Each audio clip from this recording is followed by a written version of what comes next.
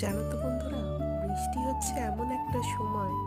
এই সময় যদি আমরা মন দিয়ে প্রকৃতিকে দেখার চেষ্টা করি, তাহলেই বুঝতে পারবো যে কত সুন্দর আমাদের এই সৃষ্টি আর এই প্রকৃতি, এই গাছপালা, ফুল।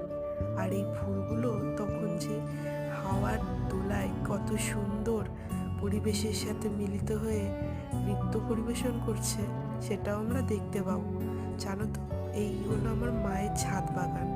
এখানে দুটো ড্রাগন ফলের গাছ আছে, আর তারই নিচে আবার উঁচের চারাও মা বসিয়েছে। এই ড্রাগন চারা দুটো আমি ড্রাগন ফলের বীজ থেকে তৈরি করে মাকে দিয়েছিলাম, আর মা সেগুলো যত্ন করে বড় করেছে। দেখা যাক এখন এতে ফল হয় কিনা।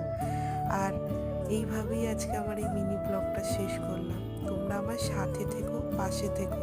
আশা করবো তোমাদের এই ব্লগটা ভালো লেগেছে। টাটা।